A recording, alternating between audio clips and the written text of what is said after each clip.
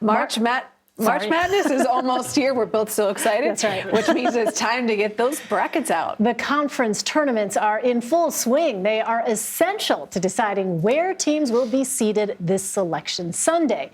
Now, the North Carolina Tar Heels are expected to miss the tournament after their loss to Virginia in the ACC quarterfinals last night. They would be the first team to be ranked #1 at preseason to miss March Madness since the tournament expanded in 1985. All right, so let's talk to an expert. Joining us now is CBS Sports bracketologist Jerry Palm. Jerry, welcome. You're right. He was saying off camera, bracketologist sounds slightly medical. I agree. But we turn to your expertise at this moment because I want to ask about heavy hitters, first of all.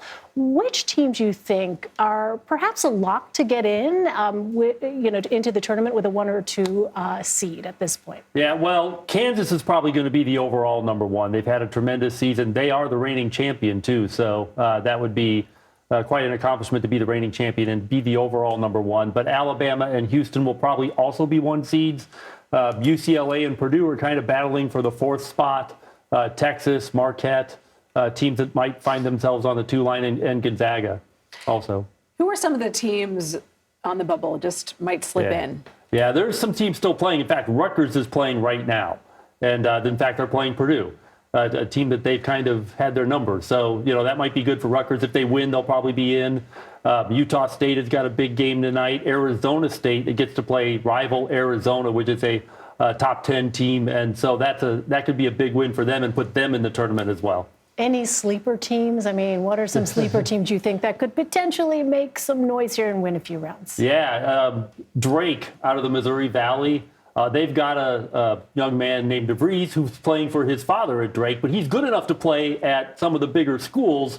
And so when you have a guy like that on a team like Drake, they've got a chance. Oral Roberts was in the Sweet 16 2 years ago. They had the leading scorer in the nation then. He's still on that team and one of the top scorers still in the nation. So that's a team that knows that they can win because they've just done it.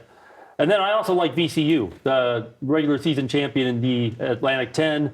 Had some injury problems early on, dominated the last half of conference play, and is probably going to get seeded a little bit lower than they really are. How much sleep do you get this time of year?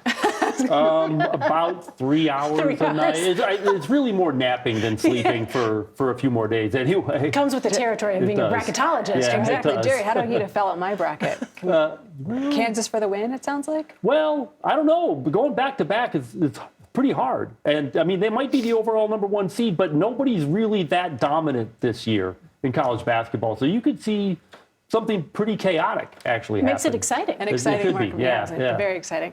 Jerry, thanks so much for joining us. Oh, thank you. And you can catch the March Madness selection show this Sunday at 6 p.m. Eastern on CBS or stream it on Paramount+.